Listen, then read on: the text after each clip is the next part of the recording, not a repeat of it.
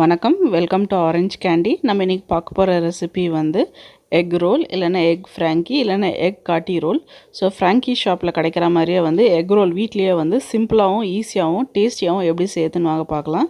So first அந்த egg role செய்யறதுக்கு தேவையான பொருளும் அதோட செய்முறை என்னன்னு வாங்க பார்க்கலாம்.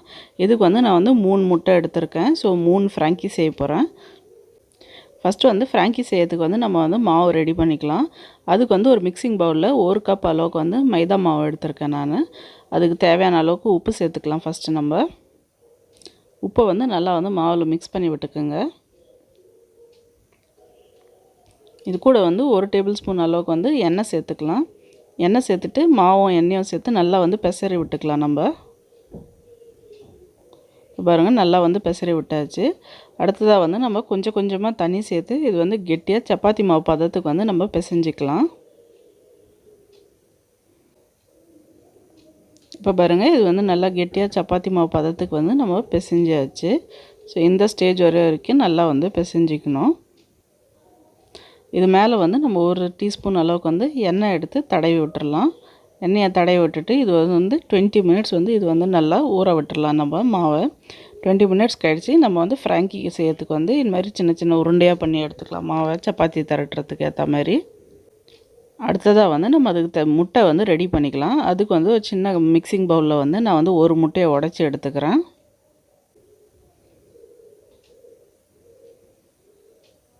இதில் வந்து முட்டைக்கு தேவையான அளவுக்கு உப்பு, ஒரு 1/4 டீஸ்பூன் அளவுக்கு வந்து மிளகுத்தூள் பெப்பர் பவுடர், அப்புறம் ஒரு பிஞ்ச் அளவுக்கு வந்து மஞ்சள் தூள் சேர்த்துக்கலாம். நம்ம இது கூட வந்து நல்லா ஒரு 2 டேபிள் ஸ்பூன் அளவுக்கு வந்து தண்ணி சேர்த்துக்குங்க. சேர்த்துட்டு இது வந்து நல்லா பீட் பண்ணிக்கோங்க. அப்போ தான் வந்து நம்ம முட்டை வந்து நல்லா பெரிய சைஸ் ஆம்லேட்டாக வந்து நம்மளால் ஊற்ற முடியும். ஸோ அப்போ தான் கொஞ்சம் 2 டேபிள் ஸ்பூன் அதுக்கு தான் தண்ணி சேர்த்துக்கணும். அடுத்ததாக வந்து சப்பாத்தி திரட்டுற கல்லில் வந்து கொஞ்சமாக வந்து ட்ரையான மைதா மாவு நம்ம சேர்த்துக்கலாம். நம்ம வந்து பிடிச்சி வச்சுருக்க உருண்டையை வந்து இதில் வந்து சப்பாத்தி போல் மெலிசாக வந்து திரட்டிக்கணும். நம்ம எவ்வளோக்கு எவ்வளோ மெலிசாக திரட்ட முடியுமோ அவ்வளோ மெலிசாக வந்து திரட்டிக்கணும். ஸோ நல்லா தாராளமாக ட்ரையான மைதா மாவு ஸ்ப்ரிங்கிள் பண்ணிட்டு நல்லா வந்து மெலிசாக ரவுண்டாக திரட்டிக்குங்க. இதை இப்போ பாருங்கள், நல்லா மெலிசாக அப்புறம் ரவுண்டாக திரட்டியாச்சு. இப்போ வாங்க இது வந்து சப்பாத்தி கல்லில் போட்டு சுட்டு எடுத்துடலாம். இப்போ சூடான ஒரு தவாவில் வந்து நம்ம திரட்டி வச்சுருக்க மைதா மாவு சப்பாத்தி அது வந்து போட்டு சுட்டு எடுத்துக்கலாம். ஸோ ஸ்லைட்டாக ஒரு பக்கமாக வெந்ததுக்கப்புறம் திருப்பி போட்டுக்கலாம்.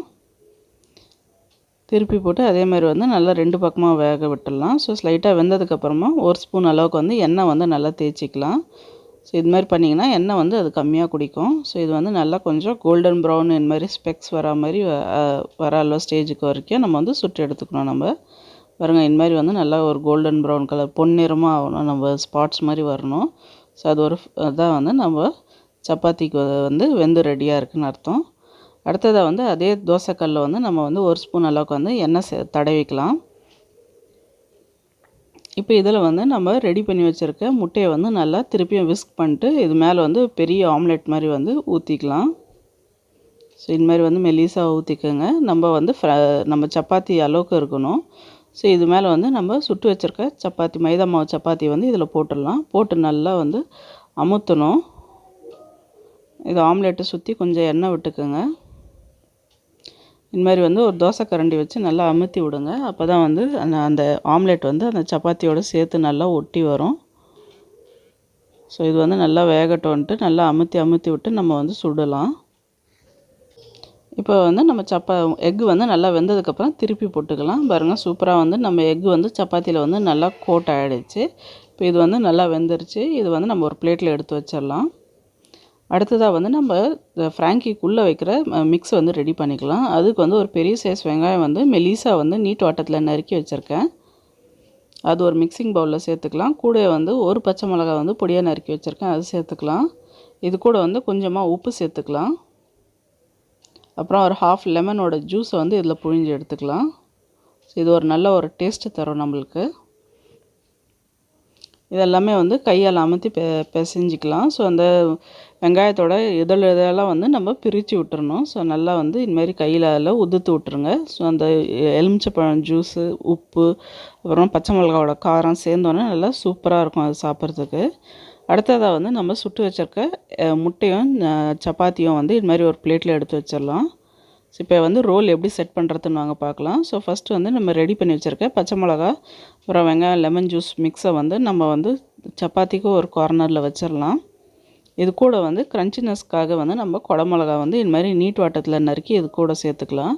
ஸோ இதுக்கு வந்து நீங்கள் எந்த கலர் குடமிளகா வேணாலும் சேர்த்துக்கலாம். கலர்ஃபுல்லாக இருந்துச்சுன்னா குழந்தைங்களும் நல்லா விரும்பி சாப்பிடுவாங்க. ஸோ இது மாதிரி வந்து சேர்த்துட்டு அது மேலே வந்து கருப்பு உப்பு அதாவது பிளாக் சால்ட் வந்து கொஞ்சம் ஸ்ப்ரிங்கிள் பண்ணிக்கலாம். அது ஒரு நல்ல ஒரு சாட் ஃப்ளேவர் கொடுக்கும் நம்மளுக்கு. அப்புறமா ஒரு பிஞ்ச் அளவுக்கு வந்து கரம் மசாலா வந்து இது மேலே தூவி விட்டுக்கலாம். ஸோ இது ஒரு நல்ல ஒரு ஸ்பைஸ் அப்போ அப்புறம் நல்ல ஒரு ஃப்ளேவரும் நம்மளுக்கு வந்து நல்லா கொடுக்கும். அது கூட வந்து ஒரு ஸ்பூன் அளவுக்கு வந்து டொமேட்டோ சாஸ் வந்து நம்ம வந்து சேர்த்துக்கலாம். இப்போ வந்து நம்ம ரோல் பண்ணிக்கலாம். ஸோ இது வந்து நல்லா ஃபில்லிங் அமுத்தி வச்சு நல்லா டைட்டாக எவ்வளோ ரோல் பண்ண முடியுமோ அவ்வளோ டைட்டாக ரோல் பண்ணிக்கோங்க. அப்போ தான் வந்து நம்ம ஃப்ராங்கி சீக்கிரமாக ஓப்பன் ஆகாது. நல்லா வந்து அமுத்தி ரோல் பண்ணிக்கோங்க. இதுமாதிரி ரோல் பண்ணிட்டு அவ்வளோதாங்க சூப்பரான டேஸ்டியான ஃப்ராங்கி ஷாப்பில் கிடைக்கிற மாதிரியே வந்து எக் ரோல் வந்து ரெடி ஆகிடுச்சு. இன்கேஸ் இது வந்து நீங்கள் லஞ்ச் பாக்ஸில் கொடுத்து அனுப்புகிறீங்கன்னா நீங்கள் இது மாதிரி ஒரு பட்டர் பேப்பர் வச்சு ரோல் பண்ணி கொடுங்க. ஸோ அது வந்து ஒரு சின்ன ஸ்கொயர் மாதிரி கட் பண்ணி நம்ம வந்து கீழே பாகமாக வச்சு அது வந்து 3/4 பங்கு அளவுக்கு வச்சு வந்து நம்ம ரோல் பண்ணோம். ஸோ இது மாதிரி வந்து ரோல் பண்ணி நீங்கள் குழந்தைங்களுக்கு லஞ்ச் பாக்ஸில் கொடுத்து அனுப்பிச்சிங்கன்னா குழந்தைங்களாம் கீழே சிந்தாமல் சாப்பிடுவாங்க. அடிபாகத்தை வந்து இது மாதிரி உள் பக்கமாக வந்து மடித்து விட்டுக்குங்க.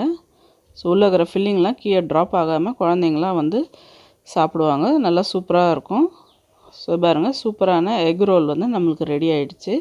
இப்போ இதே மாதிரி வந்து நான் 3 எக் ரோல் வந்து நான் ரெடி பண்ணிக்க போகிறேன். ஸோ ரெடி பண்ணிட்டு வாங்க இது வந்து பிளேட்டில் எடுத்து வச்சு சர்வ் பண்ணிடலாம் நம்ம.